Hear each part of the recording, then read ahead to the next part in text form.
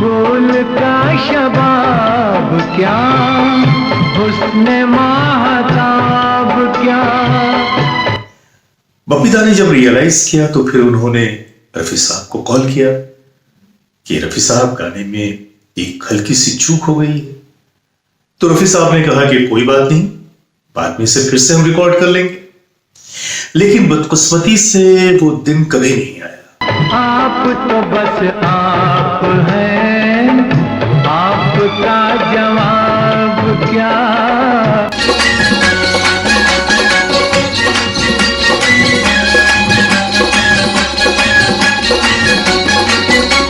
Legends के आज के इस एपिसोड में मैं जावेद नसीम अपने सभी देखने वालों की खिदमत में अपना आदाब, सलाम और नमस्कार पेश करता हूं।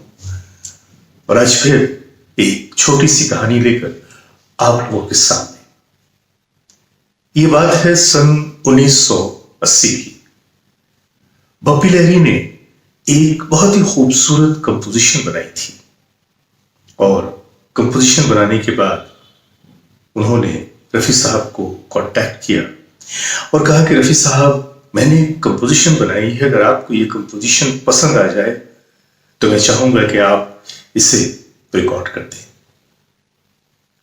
ये वो वक्त था कि जब रफी साहब फिर से बहुत ज्यादा मसरूफ हो गए थे और उनके पास रिकॉर्डिंग के लिए बिल्कुल वक्त नहीं था। लेकिन जब बप्पी लहरी ने उस कंपोजिशन को सुनाया तो रफी साहब को वो कंपोजिशन बहुत पसंद आई। उन्होंने कहा कि कब रिकॉर्ड करना चाहते हो? तो बपीदा ने कहा कि कल ही कर दीजिए। तो रफी साहब ने कहा कि ठीक है, गर्चे मैं बहुत ही मसरूफ हूं, लेकिन मैं कल आकर तुम्हारे इस गाने की रिकॉर्डिंग कर दूंगा। दूसरे दिन रफी साहब स्टूडियो पहुंच गए। गाना वाकई बहुत खूबसूरत था। रफी साहब ने उसकी रिकॉर्डिंग कर दी और चूंकि रफी साहब बहुत जल्दी में थे, गर्चे रफी साहब का एक तरीका था कि किसी भी गाने की रिकॉर्डिंग करने के बाद वो बजाते खुद उसे कई कई बार सुनते थे। लेकिन उस दिन चूंकि उनके पास वक्त नहीं था, लिहाजा रिकॉर्डिंग के बाद ही वो स्टूडियो से निकले, कार में बैठे और अपनी दूसरी रिकॉर्डिंग की तरफ चले गए। जाने के बाद बप्पी लहरी ने जब उस गाने को सुना तो उसने कहा कि अरे रे रे, ये क्या हुआ? क्या हुआ वो मैं आपको बताता हूं। ये गाना था फूल का शबाब क्या, हुस्न महताब क्या, आप तो फिर आप हैं, आपका जवाब क्या। जी, फूल का शबाब क्या, हुस्न महताब क्या। इस गाने में हुआ ये कि रिकॉर्डिंग हो गई, धुन बहुत खूबसूरत थी और रफी साहब ने भी बहुत लुत्फ लेकर इस गाने को गाया। लेकिन आखिर में खत्म करने से पहले उसमें एक लाइन आती है कि आप तो फिर आप हैं, आपका जवाब क्या। जब दूसरी बार इस गाने को, उस लाइन को रिपीट किया गया कि आप तो बस आप हैं, आपका जवाब क्या, क्या की जगह रफी साहब ने कह दिया आपका जवाब का। आप तो बस आप हैं, आपका जवाब का। गर्चे फिर बाद में उन्होंने उसको सही कर लिया, लेकिन वो एक चूक तो हो गई थी। बहरहाल रफी साहब ने भी ध्यान नहीं दिया, रिकॉर्डिंग में बैठे किसी भी शख्स ने ध्यान नहीं दिया, बपीदा ने भी ध्यान नहीं दिया और यहां तक कि रिकॉर्डिंग कंप्लीट हो गई और रफी साहब स्टूडियो से चले गए। बपीदा ने जब रियलाइज किया तो फिर उन्होंने रफी साहब को कॉल किया कि रफी साहब, गाने में एक हल्की सी चूक हो गई है। तो रफी साहब ने कहा कि कोई बात नहीं, बाद में से फिर से हम रिकॉर्ड कर लेंगे। लेकिन बदकिस्मती से वो दिन कभी नहीं आया, क्योंकि उसके बाद रफी साहब का इंतकाल हो गया और वो गाना जूं का तू पड़ा रहा। गाना जूं का तू पड़ा रहा, लेकिन गाना इतना खूबसूरत था कि बपीदा चाहते थे कि इस गाने का इस्तेमाल किया जाए। ये बात मैं आपको बता रहा हूं 1980 की, रफी साहब की मौत के कुछ दिनों पहले की।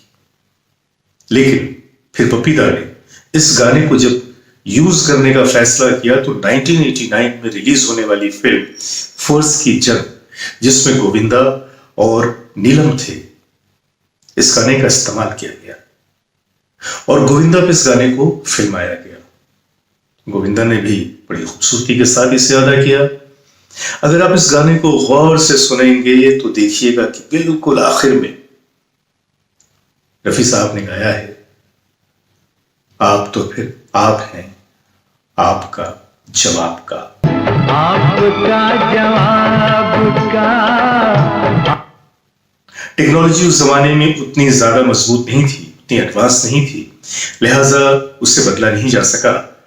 लेकिन गाना इतना खूबसूरत था और रफी साहब ने इतने मूड में गाया था, इतनी खूबसूरती से गाया था कि बप्पी दा ने सोचा कि इस गलती पे किसी की नजर नहीं जाएगी और एक महज छोटी सी बात के लिए इतने खूबसूरत गाने को बर्बाद नहीं किया जा सकता।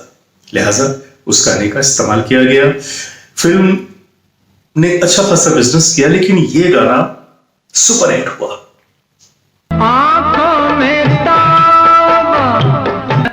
और आपने देखा होगा कि बप्पी दा जब भी किसी प्रोग्राम में जाते हैं, कहीं भी जब गाने की बात आती है तो ये लाइन वो जरूर गुनगुनाते हैं कि फूल का शबाब क्या, हुस्न महताब क्या, आप तो बस आप हैं, आपका जवाब क्या। फूल का शबाब क्या। इस छोटी सी कहानी में एक हमारे लिए जो समझने की बात है वो ये है कि परफेक्ट तो ऊपर वाले की जात के सिवा कोई भी नहीं। कोई भी इंसान चाहे वो जितना बड़ा फनकार हो, जितना आला फनकार हो, लेकिन है तो इंसान, और गलतियां तो इंसानों से ही होती हैं, भगवान से तो गलती होती नहीं। तो रफी साहब भी एक इंसान थे, एक फनकार थे, गर्चे बहुत आला फनकार थे, लेकिन अब चूक तो हो जाती है। मैंने सोचा कि आज इस छोटी सी बात को आप लोगों के सामने रखूं ताकि आप लोग इस गाने को एक बार फिर से सुने और महसूस करें कि हाँ, यहां पे रफी साहब से थोड़ी सी चूक हो गई थी। वैसे वो चूक बहुत बड़ी नहीं थी और आज के डेट में तो इस चूक को बहुत ही आसानी के साथ मिटाया जा सकता था, बदला जा सकता था। लेकिन अब ये बात 1980 की है, उस जमाने की टेक्नोलॉजी भी ऐसी एडवांस नहीं थी। बहरकैफ ये छोटी सी कहानी आप लोगों के हवाले। अब इसमें यह ना समझें कि रफी साहब की फनकारी पे उंगली उठाई जा रही है, बिल्कुल नहीं। ना रफी साहब की आवाज के बारे में कोई बात कही जा सकती है, ना ही उनकी फनकारी के बारे में। लेकिन सिर्फ यह बताना चाहता हूं कि रफी साहब की शहनाई कितनी मोहब्बत से और कितने ध्यान से उनके नगमों को सुनते हैं। आज के लिए बस इतना ही। अपने दोस्त जावेद नसीम को इजाजत दीजिए, फिर मिलेंगे। आप तो बस आप